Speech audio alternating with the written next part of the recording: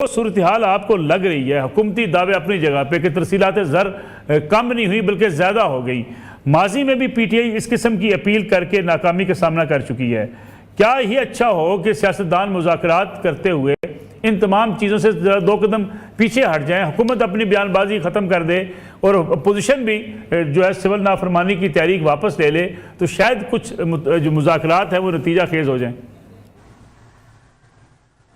بالکل آپ ٹھیک کہہ رہے ہیں ملک صاحب، اور پاکستان کو اس وقت ضرورت اس بات کی ہے کہ اس میں سیاسی استحکام لایا جائے۔ آخر کب تک ہم سیاست کے نام پہ پاکستان سے کھلواڑ کریں گے اور کب تک ہم اپنی کرسیوں کے پیچھے یہ جو 24 کروڑ لوگ ہیں انہیں ذلیل کرتے رہیں گے؟ تو اگر یہ مذاکرات میں سنجیدہ ہیں دونوں جانب سے تو ان دونوں کو عملی طور پہ اس کا اظہار بھی کرنا چاہیے۔ ادروائز ملک صاحب میں آپ کے اس پروگرام میں کہہ رہا ہوں اور اسے ریکارڈ پہ رکھیے گا کہ یہ مذاکرات اگر ناکام ہوں گے تو یہ بجلی صرف پی ٹی آئی پہ نہیں گرے گی، یہ حکومت پہ بھی گرے گی۔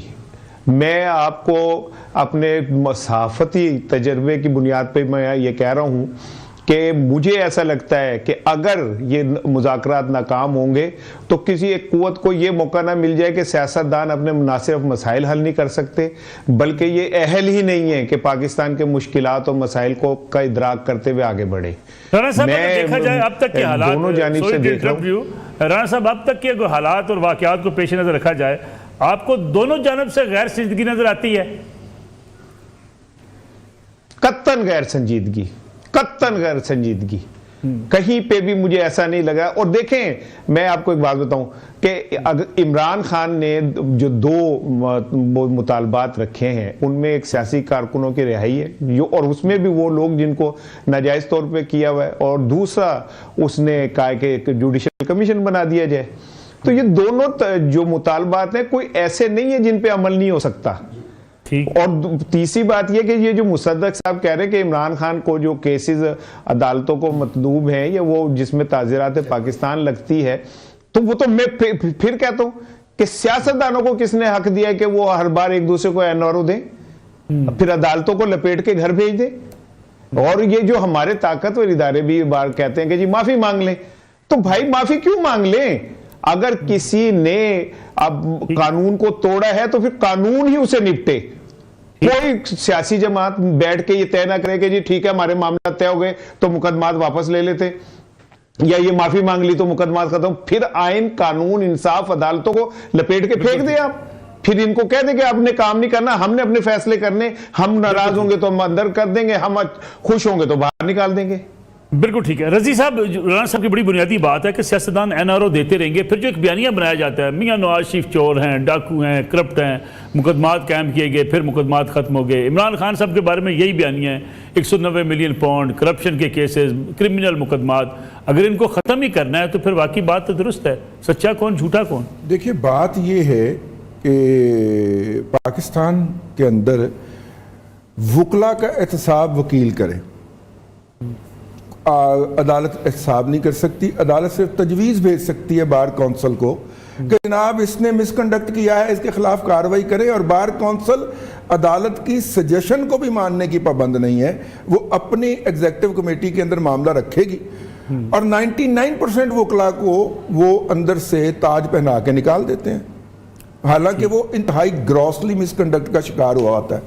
جرنیلوں کا جو احتساب ہے وہ فوج خود کرے جناب، اور ہمیں پتہ چلتا ہے کہ پورا این ایل سی لٹ کے کھا گئے ہیں دو بندے، لیکن ان دونوں کو بلایا جاتا ہے اور ایک لیٹر تھما دیا جاتا ہے کہ جی چیف آپ سے ناخوش ہوئے، اور ان کو گھر روانہ کر دیا جاتا ہے۔ صحافیوں کے اندر کسی کو غلط خبر دینے پہ یا افواہ پھیلانے پہ کوئی بات ہو جائے، آپ اور میں آسمان سر پہ اٹھا لیتے ہیں۔ یا ٹو بی ویری فیئر، یہ سیاستدان ہی ہیں کہ ان کو، ان کے خاندانوں کو، ان کی بیٹیوں کو سڑکوں کے اوپر گھسیٹا جائے، اور ہر وہ قوت جو کہ مقتدرہ کے ایجنٹ کے طور پہ روب عمل آتی ہے سیاست کے اندر، وہ دوسرے سیاستدانوں کے اوپر گند اچھالتی ہے۔ ٹھیک ہے، ہمارے بھائی میرے بہت معزز، مجھے بہت پیارے ہیں، اسحاق رانا کو یہ بات نہیں بھولنی چاہیے، یا تو باقی سب کو بھی انہی عدالتوں کے تحت بھائی آپ پیش کریں۔ میں سیاستدانوں کے حوالے سے آپ کی بات کا قائل ہو جاؤں گا، لیکن جب آپ اپنے آپ کو بھی پیش کرنے کو تیار نہیں ہیں کہ صحافی کے خلاف کوئی شکایت آئے گی تو پی یو جے سے اس کی اپروول لی جائے گی، ورنہ اس کے خلاف کارروائی نہیں ہوگی۔ ایک ہے کرمنل افینس ہے، آپ نے ذکر کیا، میں آپ سے عرض کروں، جیسے فوج کے احتساب کی جب ہم بات کرتے ہیں، لوگوں سے ریکوریاں بھی ہوئی، لوگوں کو سزائیں بھی ہوتی ہیں، لوگ جیلوں میں جاتے ہیں، اب لیفٹیننٹ جنرل سے ریکوری ہونا، یعنی اسی طریقے سے اگر ملک صاحب جو رضی صاحب کہہ رہے ہیں، ملک صاحب رضی صاحب جو کہہ رہے ہیں، میں بالکل ان کے ساتھ اسٹینڈ کرتا ہوں، یہ بالکل ٹھیک کہہ رہے ہیں کہ ہم نے 2 قانون 2 آئین کیوں بنائے ہوئے بھائی؟ اگر وقت کے وزیر اعظم کو ہتھکڑیاں لگ کے عدالت میں پیش کیا جا سکتا ہے، اس کو پھانسی لگ سکتی ہے، اس کو سزا دی جا سکتی ہے کہ آپ 5 منٹ 10 منٹ کی سزا دی جاتی ہے، تو سب کو اسی قانون کے نیچے آنا چاہیے۔ بالکل میں بات کو اس سے ایگری کرتا ہوں۔ یہ کوئی طریقہ نہیں ہے کہ میرے معاملات میرے عدالت میں تو رضی کے معاملات رضی کی عدالت میں۔ بھائی پوری دنیا میں مجھے تو کہیں ایسا کوئی قانون نظر نہیں آتا جس میں ہر ادارہ اپنا احتساب علیحدہ چیز ہے، احتساب علیحدہ چیز ہے، اور میرا ایک سوال اور ساتھ لے لیجئے گا رضی صاحب۔ دیکھیں سوال یہ پیدا ہوتا ہے کہ آپ کرمنل افینس میں آپ آتے ہیں، آپ کہتے ہیں جوڈیشل کمیشن بنا دیں، آپ کہتے ہیں جی کمیٹی بنا دیں، بھئی آپ کے خلاف باقی لوگ، میرا کیس کرمنل افینس کے تحت جائے انویسٹیگیشن میں، آپ کا کیس جائے جوڈیشل کمیشن کے پاس۔ ہاں، میں آپ کو ایک اور اس سے بڑی بات بتاتا ہوں۔ کل پاکستان کے بارے میں سوشل میڈیا کے اوپر، اگر آپ صرف سوشل میڈیا پہ جائیں تو کل آدھا پاکستان جو تھا وہ افغانستان نے فتح کر لیا ہوا تھا، اور ایک پارٹی کے لوگ اس پہ بڑھ چڑھ کے سیلیبریٹ کر رہے تھے، ڈونگرے برسا رہے تھے۔ ایک بچہ ہے برخوردار ہے، آج کل وہاں پہ سرو کر رہا ہے، میں نے اسے فون کر کے پوچھا بیٹا کیا ہوا ہے؟ اس نے کہا کچھ بھی نہیں ہوا، ہمارے سامنے تو کچھ بھی نہیں ہے۔ وہ اس ایریے میں تھا، اس نے کہا کہ دادا اس میں تو کچھ بھی نہیں ہوا۔ تو اچھا یہ کیا ہوا؟ سر 3 ٹیمیں کل سوشل میڈیا کے اوپر، جس کے اندر ایک پولیٹیکل جماعت کی ٹیم بھی شامل تھی، وہ پاکستان کے اوپر حملہ آور تھی، ٹھیک ہے؟ اس کا پھر جواب ہم جیسے خاکساروں نے دینا شروع کیا 11 بجے، اور جا کے کہیں 3 بجے جا کے وہ سارا پاکستان کا علاقہ ریکور کیا۔ اب ہمارے لوگ اوفینسو پہ گئے ہوئے ہیں اور انہوں نے وخان پاکستان میں شامل کر دیا ہے۔ یہ سوشل میڈیا کی لڑائی ہے۔ لیکن کوئی پاکستانی پاکستان میں بیٹھ کے پاکستان کے اوپر باہر سے آنے والے حملے کو کیسے سیلیبریٹ کر سکتا ہے؟ میں تو اس بات کے اوپر میں شدید دکھی ہوں۔ ٹھیک ہے نا؟ اب آ جائیے کہ کرمنل اوفینس ہے نا بھائی، کرمنل نہیں ہے، اگریشن ہے وہ ان کا۔ اب وہ چاہتے ہیں کہ آپ معاہدہ بھی کریں اور ہمارے ساتھ مذاکرات بھی کریں اور ہمارے شکر گزار بھی ہوں، اور اس بات پہ شکریہ ادا کریں کہ ہم نے انہیں مذاکرات کا موقع فراہم کیا ہے۔